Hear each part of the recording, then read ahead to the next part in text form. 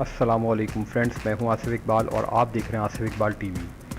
Friends, आज की video में मैं आपको बताऊंगा कि अगर आप एसी लेना चाह रहे हैं यानी एयर कंडीशन लेना चाह रहे हैं तो वो आपको कौन सा लेना चाहिए, यानी नॉन इन्वर्टर एसी लेना चाहिए या इन्वर्टर एसी लेना चाहिए। तो आज की वीडियो में इन दोनों के दरमियान फ़र्क बताऊँगा।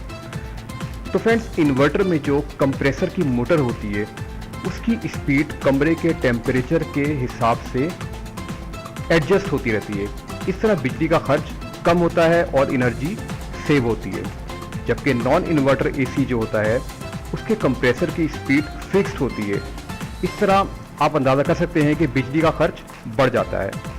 असल में इन्वर्टर का कंप्रेसर पूरे टाइम अपनी फुल कैपेसिटी में नहीं चलता, इस तरह बिजली का बिल कम आता है।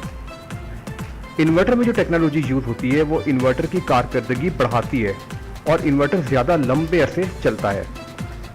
सबसे बड़ी बात यह कि इन्वर्टर ज़्यादा तेज़ी से रूम को ठंडा करता है। एक इन्वर्टर के प्राइस नॉन इन्वर्टर एसी से ज़्यादा होते हैं।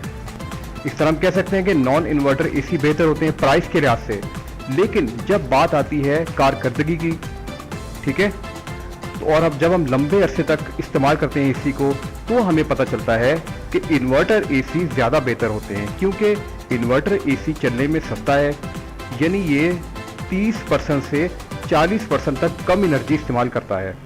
इस तरह बिजली का बिल कम आता है। इन्वर्टर बहुत साइलेंट भी होता है और लंबा अरसा आसानी से चलता है। तो फ्रेंड्स, उम्मीद है कि आप इन्वर्टर और नॉन इन्वर्टर एसी के दरमियान फ़र्क को समझ गए होंगे। तो अब तक के लिए इतना ही, मिलते हैं अगली किसी वीडियो में। Thanks for watching, take care, अल्लाह हाफिज़।